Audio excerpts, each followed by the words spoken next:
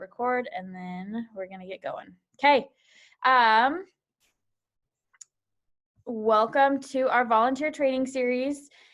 This is a volunteer training series that I do once a month on usually the third or second Friday at 10:30 a.m. I want to keep it under 30 minutes, and we just go over some basics that volunteers working in a 4-H program should understand. We have a library full of different content with finances, how to manage your club during COVID, how to work with kids who are being difficult, that kind of thing. And today's topic is just breaking down the 4-H pledge.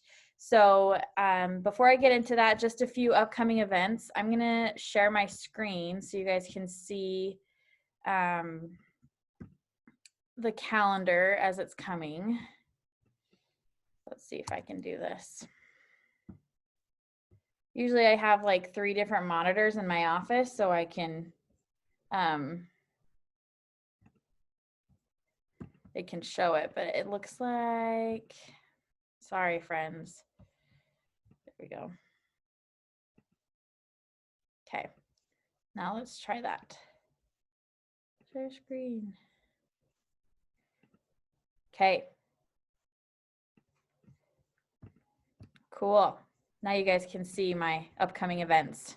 Okay, so we have a ton of stuff going on in October and November. There should never be any reason why kids don't want to get involved. There's something for everybody. Mountain Bike Club has gone awesome. Teen Council's on the 26th. We're going to be talking about mental health. And with the new COVID guidelines, we're still able to meet in clubs as long as we wear masks and we stay 6 feet apart and all that stuff. So all stuff is covered even with the new governor guidelines. But just keep in mind that people do need to wear masks and just sanitize every time they come. We've also got rifle shooting beginning clinic on the 28th. Lego Club starts on the 6th. Public speaking camp is the 7th. And then in November, we're starting some virtual cooking classes, where once a week we'll talk about different kinds of cooking, and they'll pick up their ingredients and supplies at my office, and then they can join us for a Zoom. So that first one is, we're calling it 4-H Fresh, like Hello Fresh, but 4-H Fresh, and we're making pies. So that's what's upcoming, just to keep in mind that is on our schedule. Today, like I said, we are gonna break down the 4-H pledge. And the first thing that we do at every 4-H meeting that we are in charge of is we say our 4-H pledge and we say our Pledge of Allegiance. So this is the 4-H pledge. If you're not familiar with it, make it a goal to memorize this for your next meeting. And the point of saying pledges isn't just to like memorize something for kids, but we say this pledge because it helps with unity. It helps kids to feel like they belong to something, and it helps them to feel like they understand why we're meeting. It's not just a fun activity where they can get together with their friends. Like, there's a purpose behind what we're doing in 4-H. So like I said, a pledge is basically you're promising to do something. You're committing to being a part of this. So when kids say they pledge their head to clearer thinking, my heart to greater loyalty, my hands to larger service, and my health to better living, for my club, my community, my country, and my world, they're pledging to basically make the world better based on what they're going to be learning in your club activity or your camp that day. So the different 4-H's are head, hands, heart, and health. And I'm going to break those down and how we can incorporate them into our different club meetings. Hang on, I'm going to just go see if I can get my notes. Can you guys still see my other screen if I go like this? Yeah? Okay. So the first one is I pledge my head to clearer thinking. So when our youth are pledging their head to clearer thinking, it's not just intelligence. It's not just I promise to be smarter, because in 4-H, it's all about hands-on learning. It's about using your head to solve complex problems. So when kids pledge to use their head for clearer thinking, they're pledging to use their brain to solve problems, and not just like obviously like school problems, but also complex things. Using your head for the power it will give you to think, plan, and to reason. So when you think about planning with your club leaders or with your other volunteers in your group, what about this project helps our club actively build their mind? Is it going to help them solve their problems? Is it going to help them think critically? Is it going to help them think creatively? So examples could be things like figuring out how much feed to buy for an animal. So if I buy this pig in February and I'm going to sell it in August and I need it to gain a pound a week, did my screen share go away? Oh, there we go. Sorry, folks. Anyway, so if you you buy this animal and it's about figuring out, okay, how much food do I need? Or maybe you're making a quilt and so you have to do the yardage. So it's about using your brain to solve complex problems. Or maybe they see a need for the like a problem in the community and they want to use their brain to solve that complex problem. We do this a lot in like our D&D club and Lego clubs and kind of our STEM activities where they see a problem, they think it through, and then they execute their solution. So when you're thinking about your club, think about what part of what I'm teaching today helps them to use their head for clearer thinking. Okay, then the next section is to pledge your heart to greater loyalty. And this seems like it would be something, sorry, this keeps whacking out on me. Anyway, like it would be like kindness, and loyalty is about kindness, but it's also about being empathetic and being aware of people around you. So think of this as like your team building or your like get to know you stuff that you should do in your club.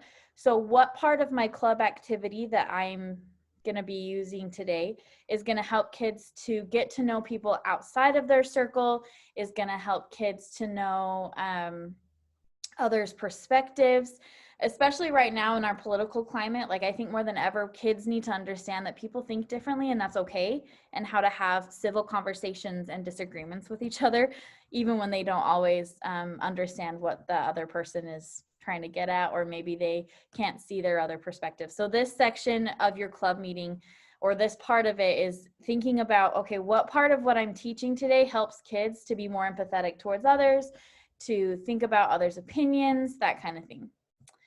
Okay, then the next part is your hands for larger service. And this is pretty self-explanatory, but in 4-H, we are all about hands-on learning and service projects, and not just service projects like let's go rake grandma's yard, but like service projects that can really influence and impact the community. So teaching kids about getting outside themselves to find problems in the community and how they can help those around them. So for instance, our dog club made little like take-home baskets that they give to the Humane Society. Or maybe your service project is something as simple as like writing cards to the people who are like in rest homes right now, especially like with COVID, right? And so hands to larger service is, how does this skill that I am teaching my kids going to help them make the world better? Because we have the 4-H motto is to make the best better. So it's about using your hands and kind of that hands-on learning aspect that makes 4-H so unique to make everybody else, to make the world a better place, basically. So this is where you can really think about the skills you're teaching. So whether it's identifying insects like we did at DIG, or if it's learning how to code on like a Raspberry Pi device in STEAM, or maybe they're in the mountain biking club and it's all about like fixing the gears on your bike, you know. So this is like the hands-on skill to make the world a better place, and how can they do that? So one thing that I focus on in my own programming is making sure that teen leaders understand how to be leaders, and then also helping them to prep for careers in the future. So we do a lot of resume and portfolio building, how to interview for jobs. We're going to be starting hopefully soon with the Logan Library, like adulting classes where they're going to learn how to change a tire, how to cook basic foods, how to sew a button, you know, things that like you don't really learn in school. So that's what this section is. All right, and then my health to better living, and this is all aspects of health. So I was a health communications major in college. That was one of my emphasis. And we learned that health is not just like your body. Health is your mind, your spirit, your financial, your social health. So this is the part of your club meeting or your lesson that's going to be all about what healthy skills am I teaching them? Am I teaching them how to make a healthy meal, or how to manage their emotional stress, or how to deal with maybe an abusive relationship and how to get out of that. What are my resources, or how to interact with others in a way that is, safe. So this health aspect, it goes beyond just healthy cooking, like it goes beyond just making a green smoothie and calling it good for your lesson. It's what skills am I learning that they can take on to learn to better themselves in the future as far as their health goes. So for instance, our teen council meeting, which is open to anybody that at grades 9 through 12 in October, we're talking all about mental health and COVID, because I think that everybody has really been having struggles with mental health and COVID. I personally have really struggled with it. So I wanted teens to know that there's like resources out there for them if we get shut down again. How can you cope with another quarantine from school? Kids need their friends. So how can we do this? So anyway, then we after we pledge our different H's, we pledge to help these H's in the different areas. So for my club, that's like the basic unit of 4-H. For my club or my little group I'm meeting with short term, so just the people around me. So I pledge to do all this stuff for the people that are right in my center. We have found that when kids are involved in a club setting with responsible and caring adults and other peers who are like-minded, they are set up for success in the future. For my community, if you guys need help finding things in your own city, I love to turn to city councils. We can talk to the Cache County Council, what needs are in the community and they need to be met. So for instance, one thing that I noticed is that we didn't really have a strong youth gardening program. And so Nick, who's on this call, he's helping me. We wanted to get a youth gardening program up because a lot of kids in our county just don't have the opportunity to grow a garden. Maybe they like have their parents' backyards, but anyway. So that was a need that I saw with Logan City Parks and Rec, was an opportunity for kids to grow garden. And then obviously COVID kind of squashed that. So we've had to start over, but that's okay. That was a need in the community, in my country. So 4-H has opportunities nationally for kids to go back east and to sit with like Congress, men and women and other policymakers to make decisions and to help these policymakers understand what kids are facing now. So 4-H is a really great opportunity to see how kids can influence the country as a whole. So when you're making these club meetings for your kids, you think about, okay, what am I teaching them that they could take on a larger scale if they went, to national 4-H or to a national contest to teach about? And then obviously my world. Change starts small. And I think that one of the greatest things about 4-H is instilling confidence in youth and helping them understand that like what they're doing is really going to change a lot of people. If you think about the ripple effect, like I love to teach that when I'm talking to teen councils about, you might think that you have this much like influence on the world, but when you see the changes that are enacted, like it's amazing. So 4-H is all about helping kids to pledge to be better people, to make the world a better place through hands-on learning. So with that said, are there any questions, comments, any cool Halloween costume ideas? I saw there was a question about the archery clinic, that it's open to all 4-H ages. I'm going to stop sharing my screen though and come back to the main Zoom meeting. Yeah, do you guys have any questions or comments? I know that was kind of fast, but I just wanted you guys to get a feel for why we say the pledge and how you could maybe incorporate it into your own clubs. Thoughts? You guys are all pro.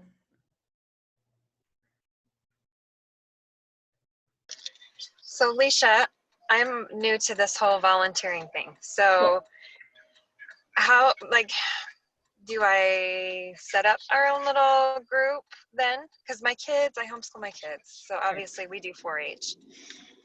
But can it obviously be opened up to more kids? Mm-hmm. Yeah, so what you can do is if you want to call Courtney in our office, she's the secretary for 4-H and she's super great. And she'll help you get set up with a club charter. And you can say like, I need help recruiting, or I already have kids that are recruiting. And then she'll walk you through the steps on that. And then if you want to call me maybe next week, I can walk you through maybe what like a club meeting looks like and what activities you can do. And that's what's so cool about 4-H is that like literally there is a project for anything. Like you don't have to be cooking or cows, you know, like anything can be 4-H. Okay. You know, I would encourage you to, it's been my experience, is talk to your kids and see what they want to do first. And then I usually get the old fair book out and look at all the 4-H projects that you can put in the fair, and then have the kids pick something from there, and then have our club be kind of centered around that idea. That's a really good advice. That's really good. I love that. Thank you very much. Audrey, where do you live? In Wellsville. Okay, cool. And we can also help connect you with other club leaders out in your area because we have like a list, and then you can kind of just see what they're doing. Okay. No, it's really cool. Okay, I just want to make sure I'm helping in the way a volunteer does, because I'm so new to this. So It's okay. You're gonna do great. And that's what I'm here for. That's my job, is to help you do your club. Because I can't run all the clubs by myself as much as I really, really want to. I'm only one person and I don't have unlimited time. So. You're awesome though. You do so much. So thank you. Well, thank you. Okay, cool. Well, I hope this was helpful. Yeah, Emma, did you want to say something? Yeah, could I go and get a link to how I can volunteer and stuff, get signed up and all, get all that training done? So in order to volunteer, you have to go to 4h.zsuite.org. I just put it in the chat. And you have to just enroll as a volunteer. And right now is like the perfect time to make sure you're enrolled as a volunteer because the training process is really short. So it's great.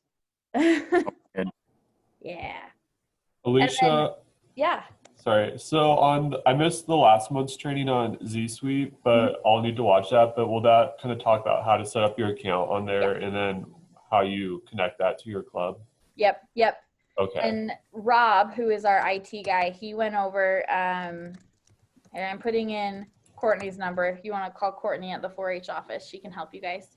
Okay. Rob went over how you can even see who's like enrolled in your club or who is enrolled, you know, in different project areas in your club. So. Okay, I'll watch that training.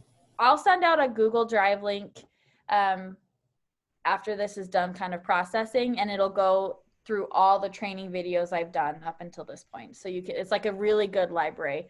So it's awesome. If I don't really do clubs until the spring, summer, should I register now or should I? Yeah, I would. Then you just have it done. Okay. So that way, yeah. And most people don't do club meetings until spring or summer, which is fine. But there are clubs that, like our Junior Master Gardener and our shooting sports, they meet year round. So. Right. Okay. Thanks. Yeah. All right. Well, I am gonna say goodbye. That was a really weird ending. But if you guys have any other questions, feel free to email me or call me. I'll be back Monday in the office and we can chat. And I'm just looking forward to working with you guys more. I'm super excited for this year because as much as COVID destroyed stuff, I'm a very resilient person and I'm not going to let it stop me. So, okay. Well, I'll see you guys later. Thanks.